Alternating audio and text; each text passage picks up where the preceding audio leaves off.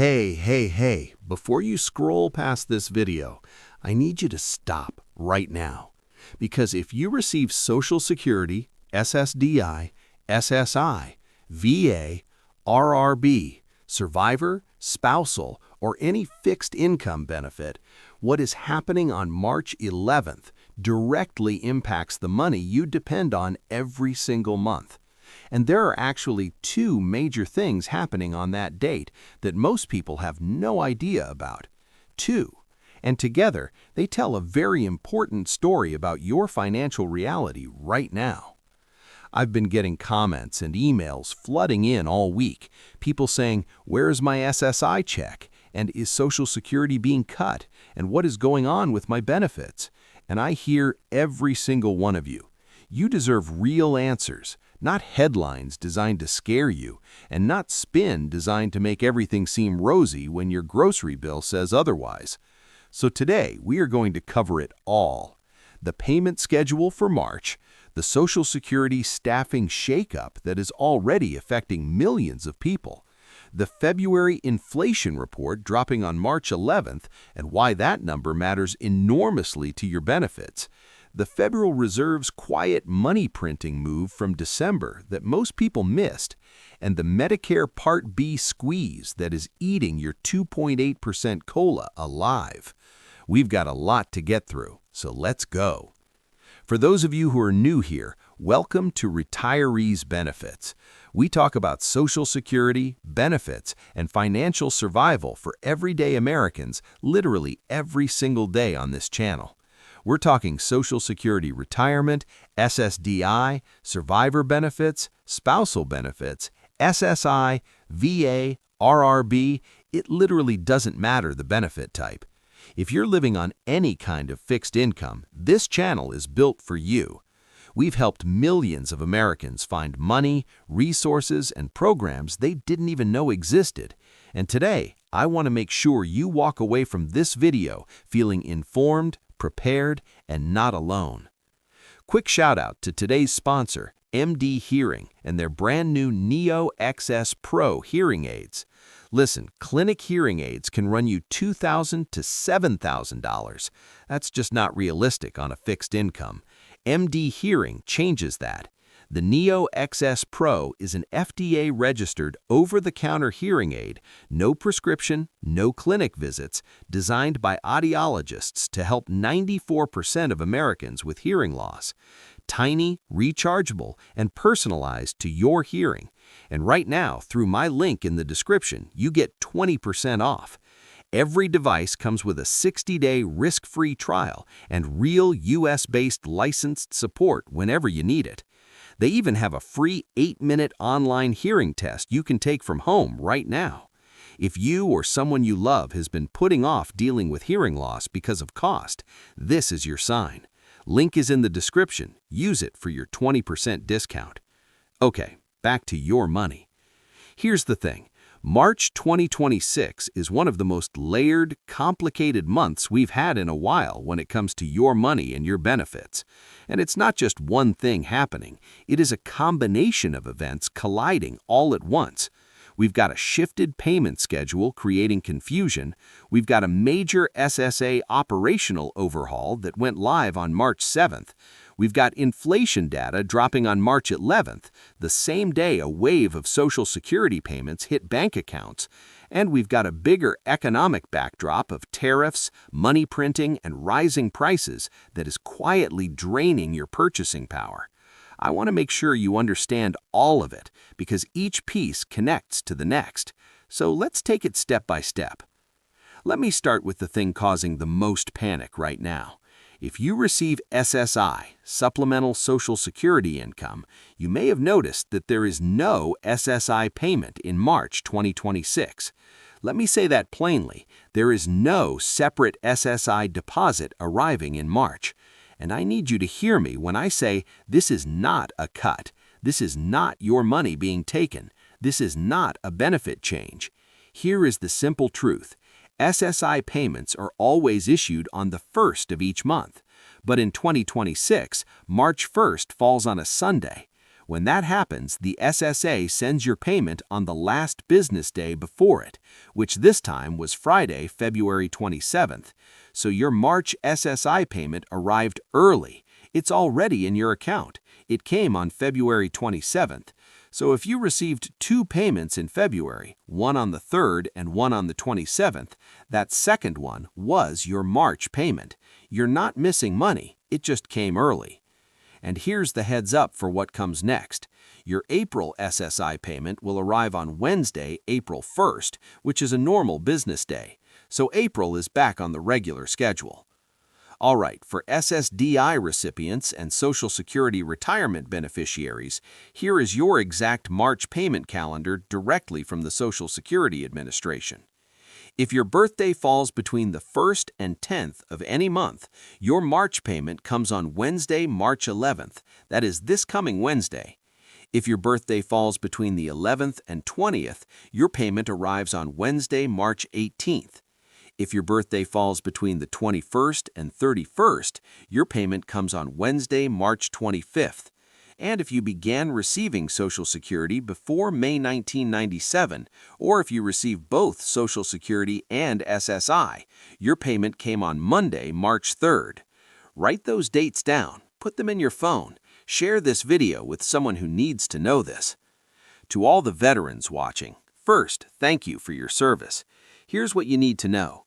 Your VA disability compensation payment for March 2026 was disbursed on Monday, March 3rd, since March 1st fell on a Sunday. These payments are already reflecting the 2.8% COLA increase that went into effect in January.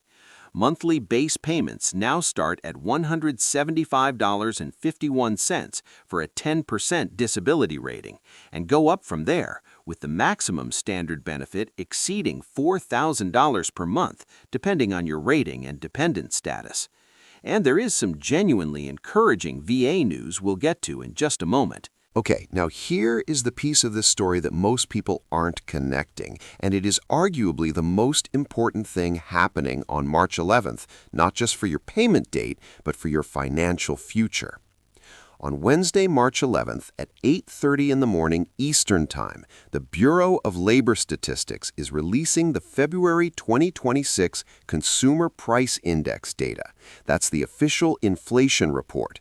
And for anyone living on a fixed income benefit, this number matters enormously. Let me explain why in plain language. The CPI, the Consumer Price Index, measures how much prices have gone up across the economy. It measures the real cost of your groceries, your utilities, your medications, your household goods. It is, in theory, a snapshot of how far your dollar actually goes. Now, why do I say in theory? Because here's the honest truth that I think all of us living in the real world already know. Your $100 from 6 months ago is not buying the same things today. We all feel it at the checkout line. We all feel it when we fill up the car, when we pay the electric bill, when we try to buy the same groceries we always buy. The official number might say one thing, but what we're actually experiencing in our day-to-day lives often tells a different story. The most recent data we have right now, the January 2026 CPI, showed inflation at 2.4% year over year. That sounds okay on paper, right? But remember, the COLA increase you received in January was 2.8%, so inflation is already eating right into that raise. And several major economists and financial institutions are warning that February's number, the one dropping on March 11th, could be higher, because we are now starting to feel the full effect of two very significant economic events that both kicked in around the same time. There are two major forces that we've been warned about for months that are now starting to show up in real prices, and both of them are going to affect every single one of us on a fixed income. Force number one, tariffs. For months now, economists, including Jerome Powell, the chairman of the Federal Reserve, have been saying that the inflation impact of the sweeping tariffs would likely show up in the first few months of 2026, not last year, now, right now. And sure enough, we're starting to see it. The Tax Foundation estimates that Trump's tariffs amount to an average tax increase of $1,300 per household in 2026. Food prices alone are expected to increase by roughly 1.4% due to tariffs on imported food products, and that includes things like coffee, seafood, produce, and alcohol. The Yale Budget Lab reports that 52% of U.S. food imports are now affected by tariff policies. That hits every single person at the grocery store, but it hits people on fixed incomes the hardest because you don't have the flexibility to absorb those cost increases. Force number 2, the Federal Reserve printing money. Back in December 2025, the Federal Reserve made an announcement that didn't get nearly as much attention as it deserved, especially for people watching their purchasing power.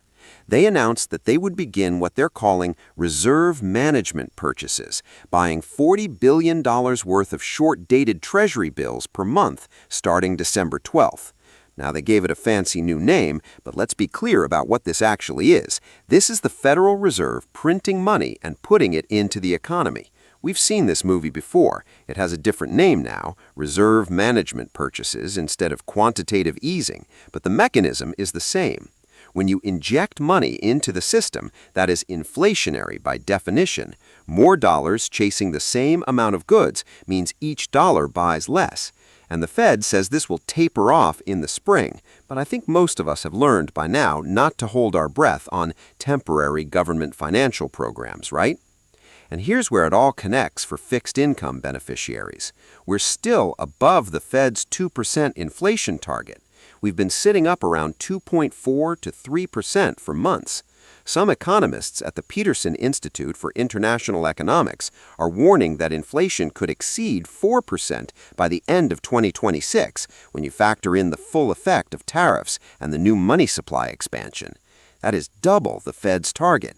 And as prices keep rising, your monthly benefit check, which only got a 2.8% COLA at the start of the year, is going to buy less and less and less as the months go on. And let's talk about something that makes the COLA situation even more frustrating. Most Social Security retirees and many SSDI recipients have their Medicare Part B premium automatically deducted from their Social Security check each month. In 2025, that premium was $185 per month. Starting in January 2026, it jumped to $202.90, or nearly 10% in 1 year. Now think about that alongside your 2.8% COLA. The average beneficiary saw their check go up by about $56 per month from the COLA, but then $17.90 of that increase immediately went right back out the door to cover the Medicare premium hike. Research from the Center for Retirement Research at Boston College found that over a quarter of this year's Social Security COLA is being eaten up by the Medicare Part B premium increase alone, a quarter before inflation even touches the rest. So when people say the 2.8% COLA was pathetic, they're not wrong. When you strip out the Medicare premium increase and account for the real-world inflation people on fixed incomes are experiencing, that raise has essentially already been wiped out for a large portion of beneficiaries. We're only in March, and we've already lost it. Now let's address the other major thing that happened this week that will affect your day-to-day experience dealing with Social Security. On March 7th, the SSA rolled out a sweeping operational overhaul in how it handles customer service, appointment scheduling, and case management. For decades, when you had a problem with your benefit, a question about a disability review, a change of address, an issue with your check amount, you called your local field office and got someone who knew your state's rules, your local programs, and the specifics of your area. That system is gone now. Why? Because the SSA has lost roughly 7,000 workers, about 12.5% of its entire workforce, largely due to DOGE-related cuts. With fewer local workers to handle local cases, the agency has shifted to a nationwide centralized model, where any available SSA agent anywhere in the country can handle your case. On paper, it's described as a way to even out the workload and reduce wait times. And to be fair, there has been some improvement. Average phone wait times for the SSA's national 800 number were running at about 30 minutes in fiscal year 2024. They came down to an average of 14.6 minutes in fiscal year 2025, and in the first 3 months of fiscal year 2026, the SSA says it's been maintaining about 9 minutes on average. That's genuinely better. If this video helped you, and I genuinely hope it did, please do me a quick favor and hit that subscribe button right now. Click that notification bell too, because we cover updates like this every single day and you don't want to be the last to know. We've got over 6,000 videos in our library covering benefits, assistance programs, money-saving resources, and financial tools for low-income Americans. There is something in there for you. Drop a comment below and tell me, are you feeling the pinch of inflation on your fixed income right now? Are you paying more for groceries, utilities, medications? I read every comment, and your responses help shape what we cover next. And share this video, please. Someone you love might be panicking right now about a missing SSI deposit or a payment date they don't understand. Share this with them. You might save them a lot of stress. I'll be back the moment that March 11th CPI report drops with a full breakdown. Until then, take care of yourself, keep watching your accounts, and remember, you are not alone in this. I'll see you in the next video.